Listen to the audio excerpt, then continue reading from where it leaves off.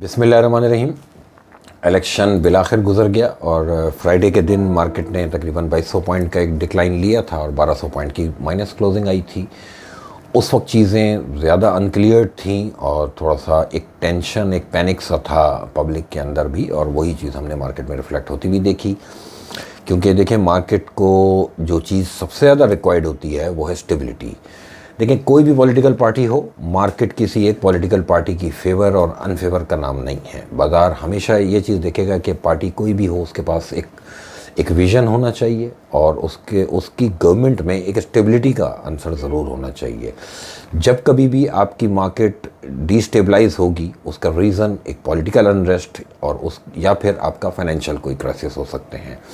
जब भी मुल्क के अंदर अगर पॉलिटिकल जो है वो एक सर्टेनिटी और पॉलिटिकल स्टेबिलिटी नहीं होगी, तब तक आप फाइनेंशियल स्टेबिलिटी की तरफ नहीं जा सकेंगे।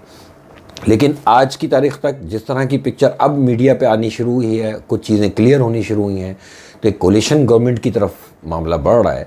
आज सुबह ब्लूमबर्ग ने भी जो है ना, जिसे कहते हैं कि जलती पे तेल का काम किया है कि डिफ़ॉल्ट का रिस्क बढ़ गया। अब बात यह है कि ये जो ब्लूमबर्ग वाले हों या कोई भी जो बाहर से बैठ के जो है वो इन चीज़ों को देख रहा होता है, वो हमारे लोकल डायनेमिक्स को नहीं समझता कि इस वक्त हमारे मुल्क में प्रॉब्लम क्या है। हमारे मुल्क में प्रॉब्लम है लड़ाई, कि सियासतदानों की जो लड़ाई है, उस लड़ाई में जो पिछले 2 साल में हमें डेंट पड़ा, हमारे बिज़नेस एक्टिविटी को जो डेंट पड़ा, वो नहीं होना चाहिए। अब देखें, आप प्राइम मिनिस्टर किसी को भी बनाएं लेकिन कम से कम वो प्राइम मिनिस्टर इस मिजाज का हो कि वो मुल्क को साथ लेके चलने की पोजीशन में हो।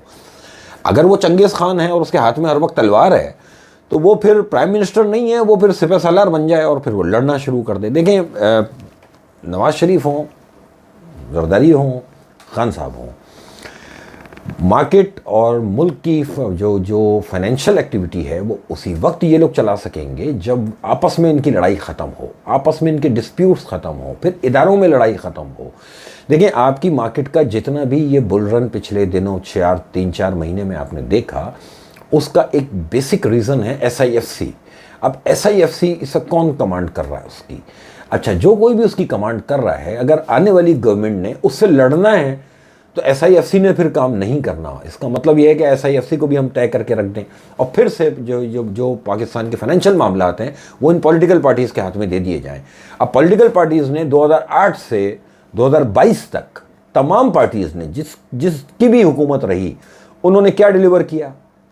उन्होंने सर्कुलर डेट हमको दिया, उन्होंने आपकी करंट अकाउंट डेफिसिट्स हमको दिए, उन्होंने इस मुल्क की समझ लें कि ऐसी तैसी करके फेंकी अपने सियासत के बूथे पे, अपनी सियासत को चमकाने के लिए।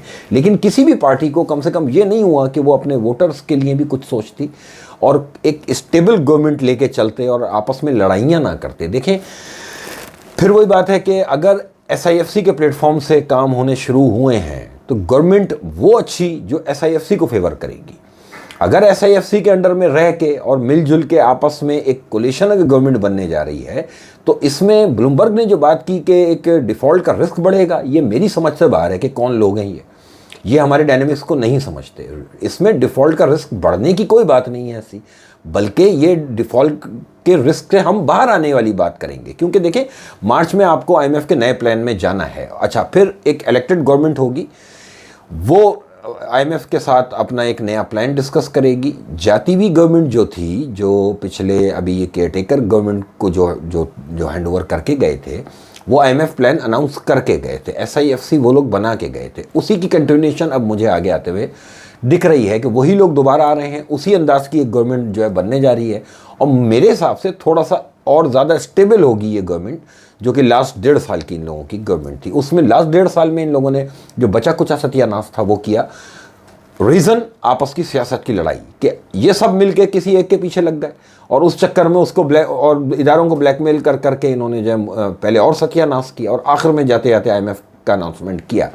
लेकिन अब मुझे लग रहा है कि कम से कम हमें इन चीज़ों की क्लैरिटी है और आगे आने वाले दिनों में जैसे जैसे आप गवर्नमेंट को फॉर्म होता हुआ देखेंगे, गवर्नमेंट बनती हुई देखेंगे, जैसे जैसे आपको पता चलेगा कि कौन प्राइम मिनिस्टर है, कौन प्रेसिडेंट बन रहा है, कौन फाइनेंस मिनिस्टर है और बाकी मिनिस्ट्रीज़ में कौन लोग बैठ रहे हैं, उन लोगों का क्या बैकग्राउंड है और कैसी क्रेडिबिलिटी है उन लोगों की, और वो क्या SIFC के साथ चलने पर राज़ी हैं, तो अगर इस तरह की चीज़ों की क्लैरिटी आती जाएगी तो मेरे हिसाब से मार्केट का ये जो डिप है ना, बेसिकली देखें ये एक अपॉर्चुनिटी है। मैं बहुत कॉन्फिडेंस से एक बात कह रहा हूँ कि जहाँ कहीं भी लड़ाई ना करने वाली गवर्नमेंट होगी, मार्केट आपकी ठीक चलेगी।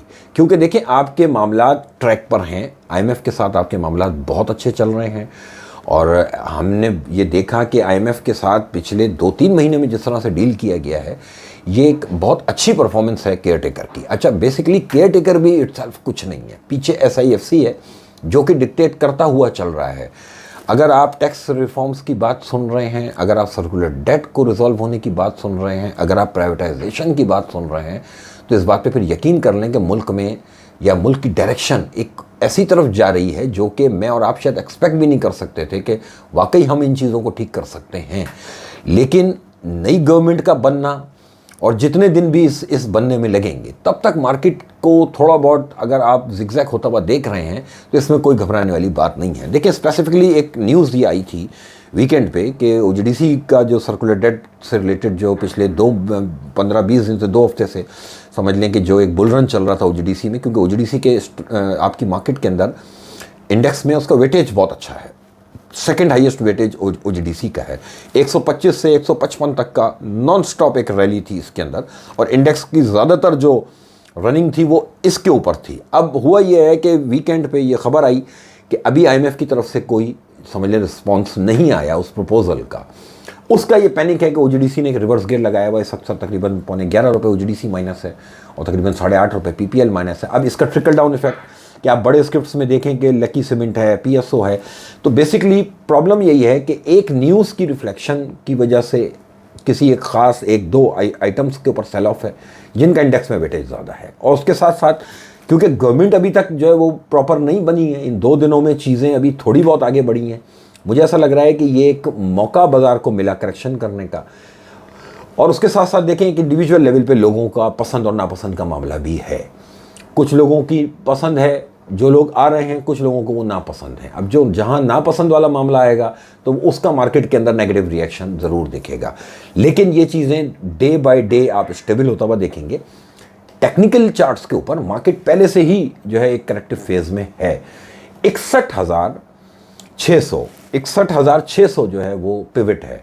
61,600 अगर मार्केट ब्रेक कर देगी तो वहाँ से हम तकरीबन भी 1,000-1,500 पॉइंट की और डिप देखेंगे। देखिए इस डिप में कोई मौत नहीं आ रही, कोई हम मरने नहीं जा रहे, कोई खुदकुशियाँ नहीं करनी है लोगों ने।